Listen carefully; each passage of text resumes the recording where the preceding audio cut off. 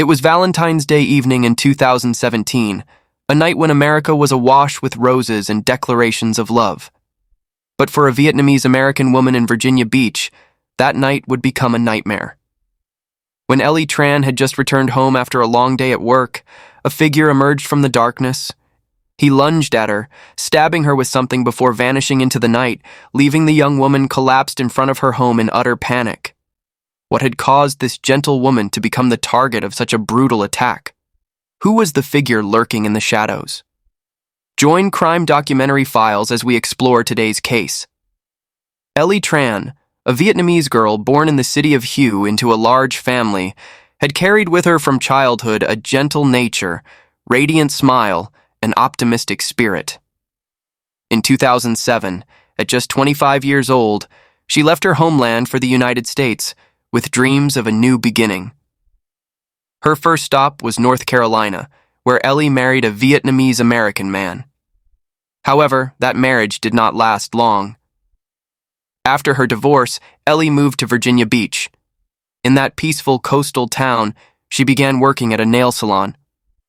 Years later, at a friend's wedding, Ellie was introduced to Joseph Merlino, a gentle American man who owned a cell phone repair shop in the oceanfront area.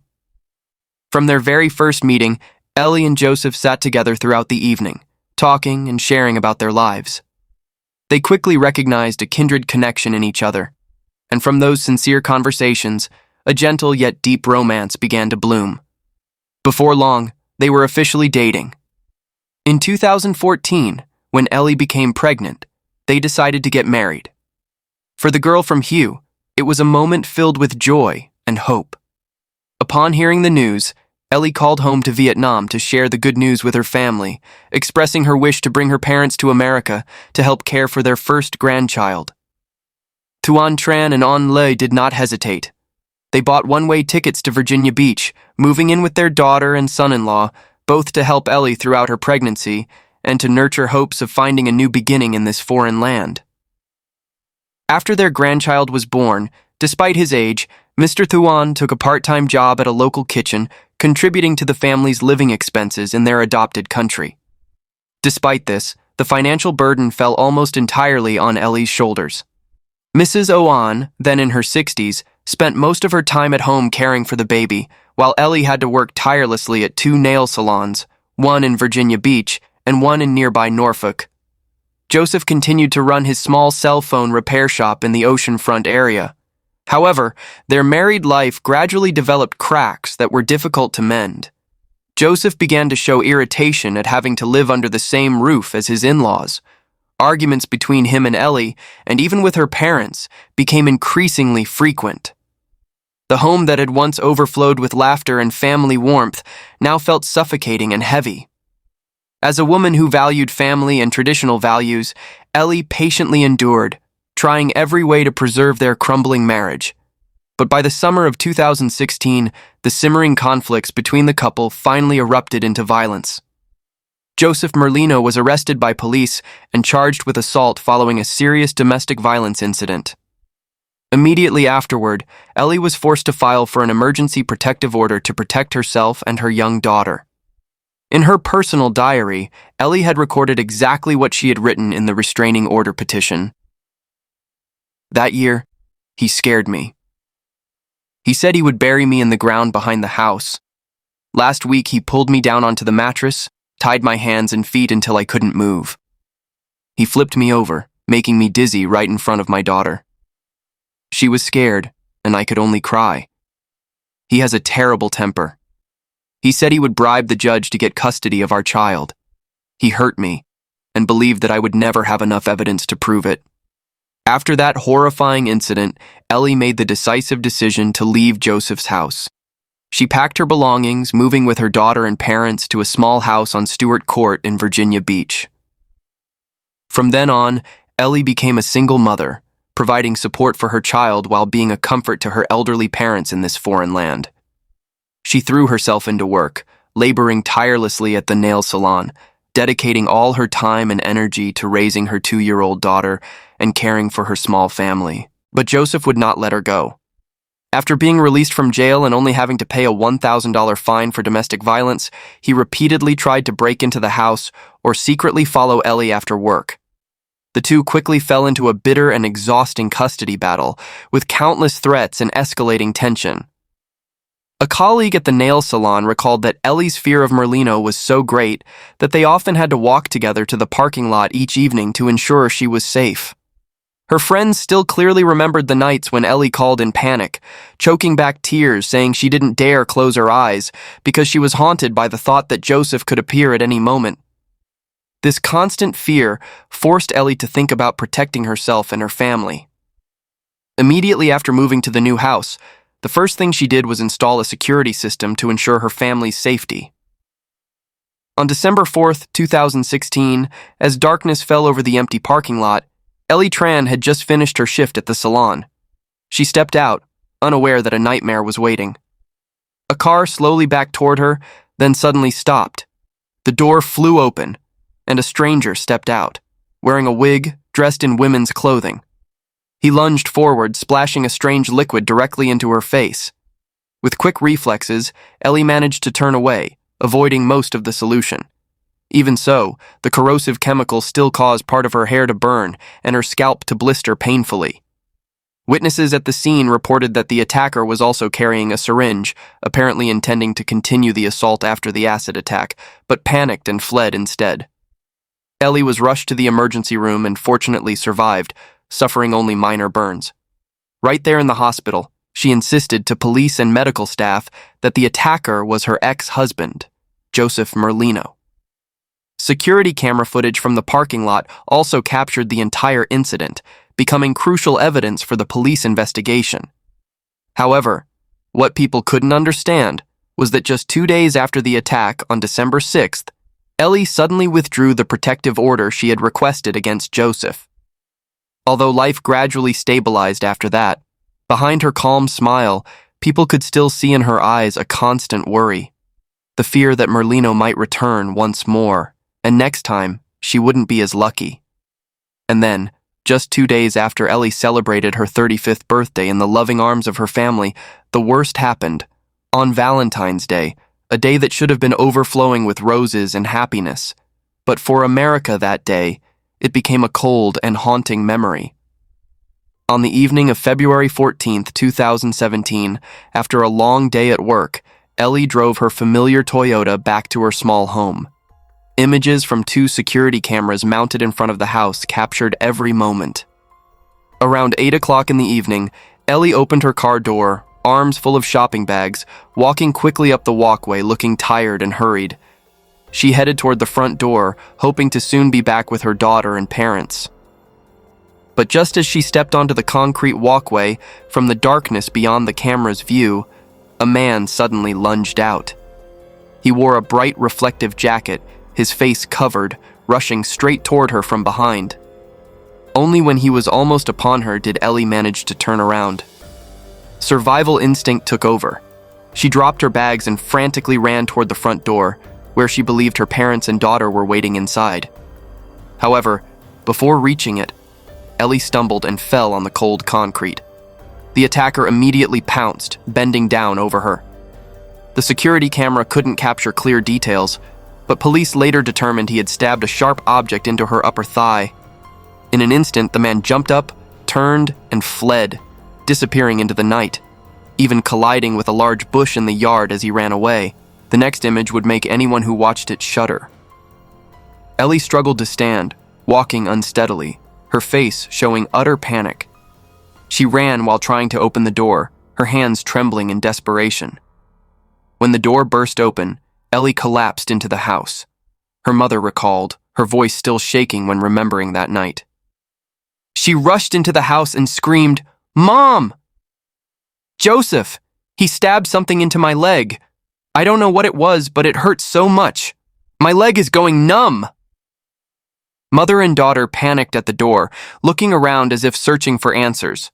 Mrs. Owen Lowe took out her cell phone and gave it to Ellie, but then Ellie went into the house to get the phone to call 911. Just a few minutes later, Ellie weakly told her mother, "I don't feel right." Then she collapsed to the floor, beginning to foam at the mouth.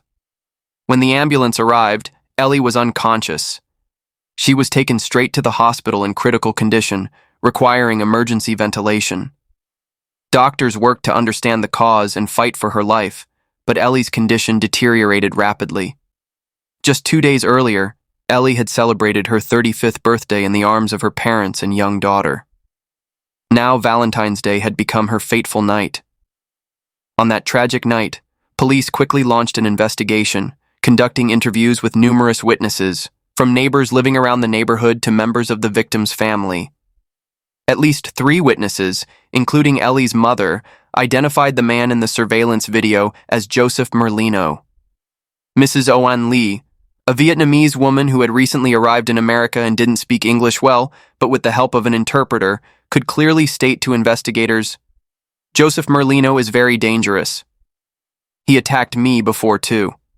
That testimony, along with images captured by security cameras and neighbor identification, quickly directed the entire investigation toward Joseph Merlino. Police cordoned off the area, searching for traces of the suspect, while the press and local residents followed the case in shock. Some neighbors told the media they still couldn't understand how Joseph had appeared there, or where he had parked his car to approach the victim without anyone detecting him. The once peaceful neighborhood was now immersed in fear, when the suspect seemed to have vanished into the night after striking, leaving behind a haunting question. How had he committed this crime? The hunt for the suspect was conducted urgently, with the participation of multiple federal and local police units. Just 24 hours after the attack, on the evening of February 15th, 2017, police tracked down Joseph Merlino. He was arrested at his brother's house in the town of Victoria in Lunenburg County, over 150 miles west of the crime scene. The next morning around 10 a.m. on February 16th, investigators arrived with a search warrant at Joseph's house at 1296 Warner Hall Drive in Virginia Beach, only about 7 miles from Ellie's home. The peaceful residential area suddenly became the focal point of a large-scale search operation. A series of specialized vehicles appeared: armored vehicles, police command vehicles, fire trucks, along with SWAT forces and the Virginia Beach Special Task Force. Officers in special hazmat suits slowly approached the house, as they had been warned that Ellie might have been poisoned with a dangerous nerve agent. Therefore, they didn't dare enter immediately, but deployed a bomb disposal robot to survey first.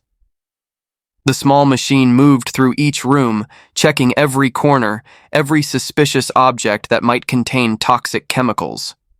After confirming the area was safe, investigators officially entered. They spent nearly 7 hours inside the house, meticulously collecting every suspicious trace. The initial search results announced by police sent shockwaves through public opinion. Multiple types of toxic chemicals were indeed found inside Joseph Merlino's house. Some of them were substances that could be used to manufacture poison or dangerous nerve compounds, matching the initial suspicion that Ellie might have been poisoned. While investigators tirelessly collected evidence at the scene, at the hospital, Ellie's condition showed no signs of improvement. After many hours of resuscitation efforts, doctors had to reach a conclusion. Ellie Tran was brain dead, with no hope of recovery. Her family, after many hours of prayer and struggle between faith and reality, finally had to make the most painful decision of their lives, agreeing to remove life support. Less than 48 hours after the brutal attack, on February 16, 2017, Ellie Tran, the 35-year-old Vietnamese-American mother, was officially declared deceased. Her sudden passing not only left irreplaceable pain for her parents and young daughter, but also sent shockwaves through the Vietnamese community in Virginia Beach. Mrs. Owen Lei and Mr. Thuan Tran were nearly completely devastated. They had just lost their only daughter in this foreign land, while also facing the harsh reality: no money to arrange a funeral, not knowing how they would raise their 2-year-old granddaughter in the coming days. Amid this despair, Ellie's friends set up a GoFundMe page appealing to the community to help the Tran family with funeral expenses and care for the orphaned girl. The funeral was held on February 23, 2017, at Family Choice and a temple in Virginia Beach, with nearly $9,000 raised in donations. After Ellie's death, Joseph Merlino was officially charged with second-degree murder and held at the Virginia Beach Correctional Center awaiting trial. Although the medical examiner's office remained silent about the exact cause of Ellie's death, her family, friends, and colleagues could not sit still. They gathered outside the courthouse in Virginia Beach, carrying photos of Ellie and her 2-year-old daughter, along with handmade signs reading, "Justice for my mom." It was a heartbreaking yet powerful moment. The Vietnamese community and local residents came together to speak out, expressing deep anger and disappointment with the justice system. They asked a painful question. Why had law enforcement allowed Joseph Merlino's violent tendencies to escalate to this level, only to end with an innocent life lost? A month after the case, as public pressure continued to mount, Merlino's defense attorneys firmly maintained their client's innocence. They argued that Merlino had a clear alibi. At the time of the attack, he was allegedly in West Virginia, nearly a 3-hour drive from the scene, visiting relatives. In an important hearing, the legal team presented details of Merlino's itinerary, stating that he had left Virginia Beach on Sunday, February 12th, 2 days before the tragedy occurred. To bolster this argument, they submitted cell phone signal records to the court, showing that Merlino's device had transmitted signals from Victoria, Virginia, over 100 miles from Ellie's home, evidence they considered irrefutable. However, for Ellie's family, all those numbers and facts could not erase the pain. In their eyes, the man who had beaten, threatened, and haunted Ellie for years was the one who had taken her life. However, in a criminal case, the phone records that seemed favorable to Merlino quickly became a double-edged sword. Location data indeed showed his device was on the other side of the state, but it concealed a detail that sent chills down the courtroom's spine, what the prosecution called a dead zone. According to analysis, Merlino's phone completely lost signal for 22 hours before the attack. No calls, no texts, no data activity, no network access. The prosecution argued this couldn't be a random coincidence. They believed Merlino had deliberately turned off his phone about 3 hours before murdering Ellie, then only turned it back on at 7 a.m. the next morning, after he had enough time to commit the crime and return to his old location to solidify his alibi. Meanwhile, the defense remained adamant about their innocent position.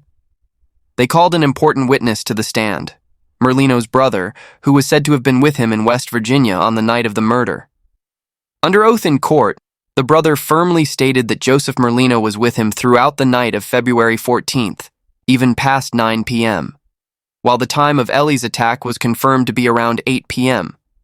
However, that testimony only made the case more convoluted and unbelievable. Was this truly an alibi, or just a carefully calculated staged arrangement by someone smart enough to erase tracks but unable to hide the dead zone, where the crime actually took place? For the prosecution, the brother's testimony was nothing but a blatant lie, a desperate attempt to shield his brother from a life sentence. However, the brother remained steadfast with his story and added a new, more complex detail. He testified that on the night of the incident, Joseph had hit a deer, causing severe damage to the car. The two brothers had to abandon the vehicle on the road and walk home to get antifreeze for the engine. Not only that, the defense also found a neighbor willing to testify, confirming that he had seen Joseph Merlino in that area right around the time stated in the testimony. This witness became an important pillar helping the legal team strengthen the argument that Merlino was actually present in West Virginia at the time of the incident. From there, the defense's argument was clearly and strategically formed. Based on the damaged car's condition, the tight timeline, and local witness testimony, they argued that Merlino simply couldn't have driven 150 miles just to commit a lightning-fast murder, then immediately returned to his old location to construct such a sophisticated alibi.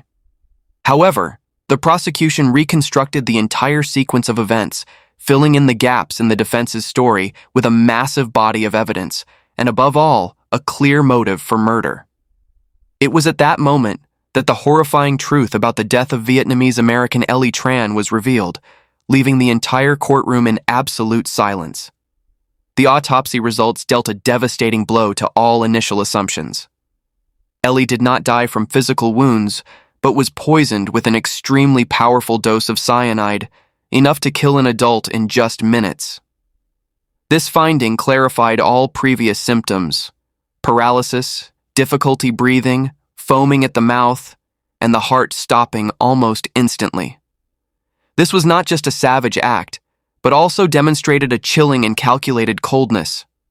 The question arose, what had ignited such hatred? The answer provided by prosecutors made everyone shudder. Joseph Merlino and Ellie Tran were in the midst of a fierce battle for custody of their 2-year-old daughter. Documents presented by the state in court showed that an important custody hearing had been scheduled for March 2017, just a few weeks after Ellie was murdered. If Ellie had lived, it was highly likely the court would have awarded her full custody. For prosecutors, that was the final trigger. They believed that Merlino, backed into a corner, had meticulously planned to kill Ellie, calculating every detail to leave no trace. But he didn't expect that the silence of his phone and the poison in the victim's body would become irrefutable evidence against him. This was not a random murder. This was a carefully planned homicide driven by rage, control, and the selfishness of a man accustomed to abusing a woman weaker than himself. In the trial, the prosecution revealed a series of pieces of evidence collected during the search of Joseph Merlino's house, revealing a cache of evidence that made even experienced investigators shudder. Police seized various types of ammunition, a pair of sneakers matching footprints at the scene, and a gas mask. Additionally, they discovered dozens of blue plastic containers inside containing various chemicals and solutions. Although no cyanide was found among them, forensic experts determined that some chemicals were consistent with materials commonly used to make improvised explosive devices. This led prosecutors to believe that Merlino had been experimenting with or stockpiling toxins and explosives long before he murdered Ellie. It didn't stop there. When the special task force raided Merlino's cell phone repair shop, they continued to discover a large quantity of suspicious equipment. Inside boxes containing iPhone cases and fake octopuses, police recovered multiple computer hard drives, tablets, recording devices, and electronic components, all sealed as evidence. Particularly, in some plastic containers, they found multiple unidentified white powders, further reinforcing the image of a dangerous suspect stockpiling mysterious materials. However, the defense still vigorously refuted. They argued that all chemicals found were legally purchased and none contained cyanide, just ordinary items. However, the truth about this case didn't just lie in the chemical vials and evidence in the laboratory. When police searched the victim's home, they discovered even more frightening evidence: Ellie Tran's personal diary. Page after page contained trembling handwriting, full of haunting entries recording the times she was attacked, the threats, and the constant fear of her ex-husband. Ellie had clearly written that she feared Joseph Merlino would kill her one day. Those diary pages weren't just confessions. They were a tragic prophecy foretelling an outcome she couldn't escape. At the bail hearing, prosecutors continued to reveal other chilling details. Right before the incident occurred, Joseph Merlino had begun liquidating all his assets, selling his car, withdrawing money from accounts, and packing up belongings. These strange actions, according to prosecutors, were clear signs of a pre-planned escape. But the climax of the hearing was when the state announced new decisive evidence. Merlino had booked an emergency flight to China, scheduled to depart immediately after the murder. He even had a new fiancée waiting there. The defense, the same group of lawyers who had represented Merlino in the 2016 domestic violence case, quickly countered the prosecution's allegations. They argued that booking a plane ticket to China had nothing to do with intent to flee. According to the defense, that trip was just a business trip, and Merlino was not at risk of fleeing the United States. Merlino's lawyer argued that he had planned to meet a supplier in China to discuss purchasing phone components for his mobile device repair shop. It was completely legitimate business activity, nothing suspicious, they emphasized in court. However, in the months before the actual trial, Joseph Merlino again drew attention with another strange action: a hunger strike lasting 79 days in jail, causing him to lose over 40 pounds. In rare interviews with the press, Merlino blamed the sheriff and prison staff, claiming they had treated him unfairly and not provided adequate support during his refusal to eat. When asked about the reason for the hunger strike, Merlino didn't provide a clear answer, only vaguely saying he was protecting his beliefs. But what those beliefs were, no one knew. Faced with Joseph Merlino's determined hunger strike in jail, the Virginia Beach Police Department was forced to submit an emergency petition to the court, seeking permission to force-feed him to preserve the suspect's life. However, this petition was rejected by the judge, and what made it difficult to understand was that Merlino viewed this as a great personal victory. From inside the jail, he declared arrogantly, "This is a huge victory, not just for me, but for those fighting for their true philosophy of life and beliefs." In reality, Joseph Merlino's hunger strike wasn't completely a hunger strike. Throughout that time, he only requested two things: bottled water and Gatorade sports drinks. That was the entire food he agreed to consume in prison. Merlino deliberately turned his act of evading responsibility into a fake philosophical struggle, as if he were a victim of the system, when in reality, it was just a cold manipulation of the legal system by someone who understood psychology and wanted to attract public attention. This incident forced the Virginia Beach sheriff to speak out. He expressed skepticism about Merlino's claims and publicly questioned, "I don't believe Joseph Merlino could actually survive on just Gatorade and water for 79 days. The sheriff bluntly pointed out that, physiologically, it was impossible to live that long without solid food, and he believed Merlino had been secretly provided additional food, possibly through jail management or other inmates. The philosophical hunger strike Merlino boasted about actually only revealed one more thing: the deceit and sophisticated manipulation ability of the man who had ruthlessly taken the life of the woman who had trusted him most. Joseph Merlino's antics behind bars were not only a mental burden, but also a tremendous financial burden. When asked about the absurdity of accommodating the inmates' requests, Sheriff Ken Stahl stated bluntly to reporters about the cost Merlino had consumed at taxpayers' expense. In total, Merlino had cost public funds an enormous amount, up to $100,000, since the day he was arrested. Of course, not all of this money was spent on Gatorade, but most of these costs came from funding a 24/7 medical team and several deputy sheriffs who had to check on Merlino every 15 minutes to ensure he was still alive. Faced with this prolonged absurdity and the judge's refusal to allow them to force-feed him, Sheriff Stoll made a firm decision. "My department will no longer tolerate this nonsense. No more electrolytes and bottled water. I don't have the resources to maintain that, and it's unfair to the public to spend their money on someone who committed such a crime." In June 2018, more than a year and a half after his arrest, Joseph Merlino's murder trial finally began. On the very first day, the defendant entered the courtroom with a shocking appearance. He looked extremely malnourished and weak, his cheekbones protruding prominently, his face sunken, a completely opposite image from the slightly pudgy Merlino the court had witnessed in the first hearings. His hunger strike strategy had achieved its purpose, creating a strong visual impression to manipulate the jury's sympathy. But the drama didn't stop there. Right after the jury was settled, the defendant publicly displayed anger, expressing dissatisfaction with his own defense attorney, causing the trial to become chaotic. The defense immediately requested the judge postpone the trial, a last attempt to buy more time or disrupt the litigation process. However, that request was rejected by the judge. From the very first moments of the trial, the jury had to face overwhelming surveillance camera evidence, a cold video recording the entire crime. The prosecution stated bluntly, "The man seen on video attacking Ellie at her driveway was the defendant sitting in the courtroom that day, Joseph Merlino." They continued to allege that he had struck with a syringe filled with cyanide, the deadly poison that had been confirmed. But what made this brutality even more frightening was the perpetrator's sophistication.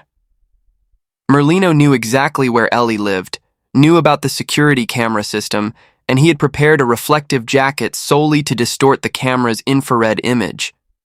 He had tried to hide his identity from the eyes of justice.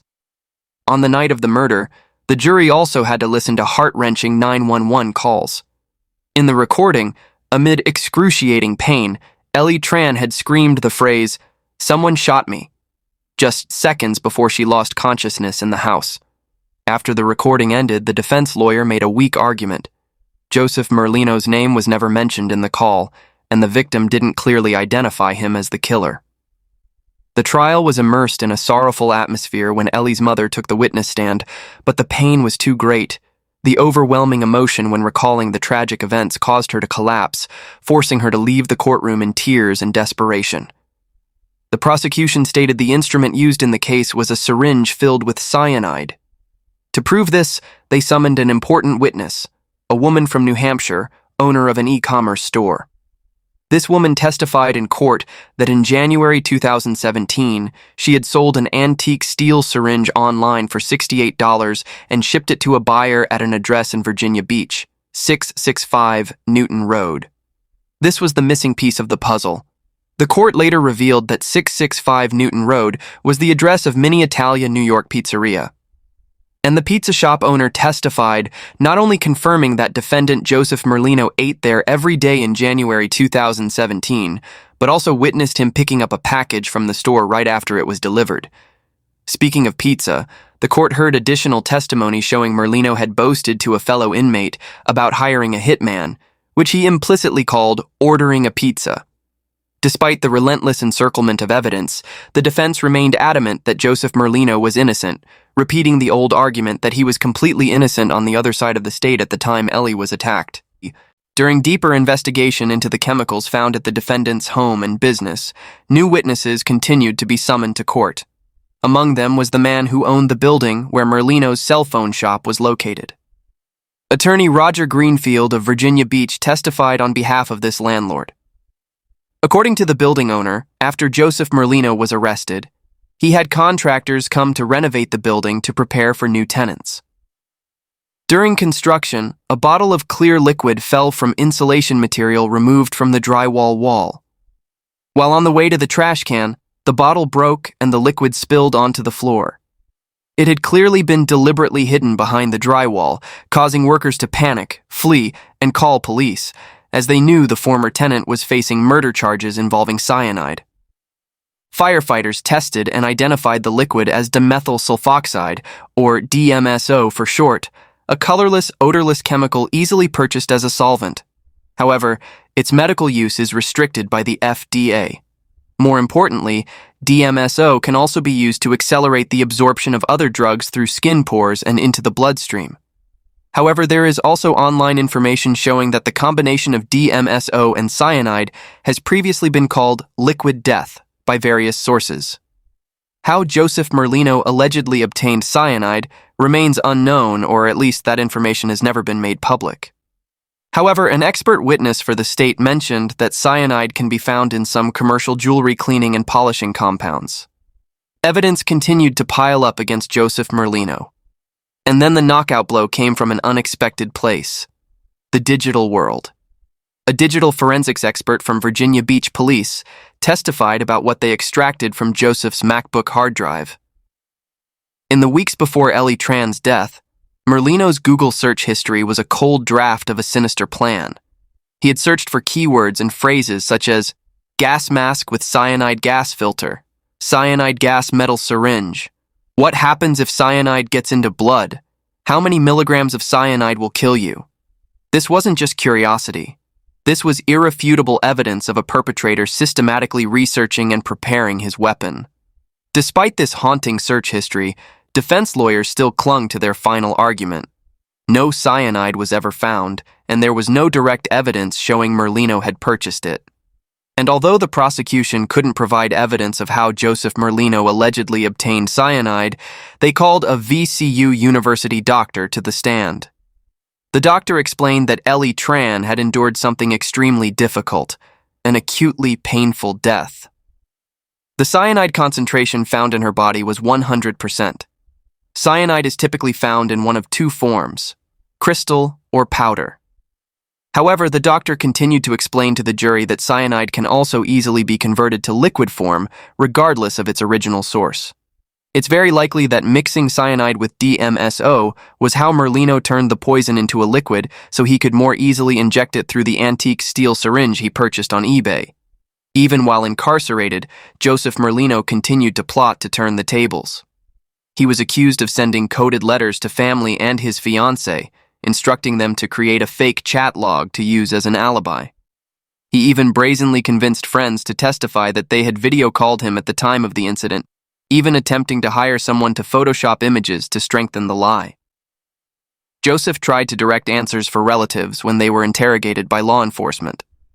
However, this cover-up plot was exposed. These works were found under his mattress and were confiscated by the sheriff before they could be sent to his mother in Vietnam and his new fiancée in China. Merlino's audacity went even further. He authorized another inmate to send letters and make calls to contact family outside, and was even brazen enough to set up a post office box in Norfolk, Virginia. All these actions proved one thing. Merlino was not just a murderer, but a relentless manipulator, willing to bend every rule to escape punishment. After a 4-day trial, Joseph Merlino was convicted of first-degree murder on June 22, 2018. The jury said there was sufficient evidence showing he had murdered Ellie Tran with cyanide on Valentine's Day. The sentencing was scheduled for the morning of the next day, December 5, 2018. However, the drama in this case still wasn't truly over. That morning, Merlino was wheeled into the courtroom in a wheelchair while foaming at the mouth. He looked very ill, constantly coughing and making noises throughout the hearing. Joseph Merlino couldn't speak a word. He continuously twitched and his eyes were squeezed shut. Of course, the state alleged that it was all a sophisticated plot, and the defendant was just performing another deception to delay the sentencing hearing, buying time for himself. A prison doctor testified at the hearing, explaining that after reviewing Merlino, he had no medical history consistent with the symptoms he was displaying in the courtroom. The defendant only began showing symptoms the next morning, right before he was brought to court. In the end, it seemed Joseph Merlino had achieved exactly what he wanted. The judge was forced to postpone the sentencing until the following week. 5 hours after he was removed from the courtroom, Merlino was seen walking freely in his cell, no longer foaming at the mouth and appearing perfectly healthy. At the second sentencing hearing held on Monday, December 10, 2018, Joseph Merlino still didn't give up. He requested the judge postpone sentencing once more so he could hire a new defense team. Merlino himself became angry, blaming everyone but himself for the situation he was in. He then pulled out messily a file containing loose yellow handwritten papers and began rambling about future appeals, one last chaotic performance aimed at prolonging the proceedings. But it seemed the judge had endured enough. The judge immediately reprimanded Merlino and announced that his collection of yellow papers was irrelevant to the impending sentence. And then justice was delivered decisively. Joseph Merlino, 31 years old, was sentenced to life in prison without parole, while also being ordered to pay a fine of $100,000. However, Joseph Merlino appealed these decisions, continuing to turn the lives of family members and his own daughter into a nightmare, even while in prison. At no time did he show any empathy or remorse for Ellie Tran or his own daughter. And then, after years of waiting, justice rang out with its final verdict. On February 10, 2023, the Virginia Court of Appeals delivered its final ruling. Merlino's persistent defenses and appeals were all rejected. Joseph Merlino was sentenced to life in prison. The court's verdict was a powerful affirmation. This crime could not be forgiven, and the perpetrator must face the most severe punishment. The Joseph Merlino case is not just a tragedy of crime and manipulation, but also a wake-up call for society. Every act of domestic violence, every crime, no matter how hidden or cleverly disguised, must be brought to light and face the punishment of the law. And that's it for today's case. Thanks for watching and see you in the next videos.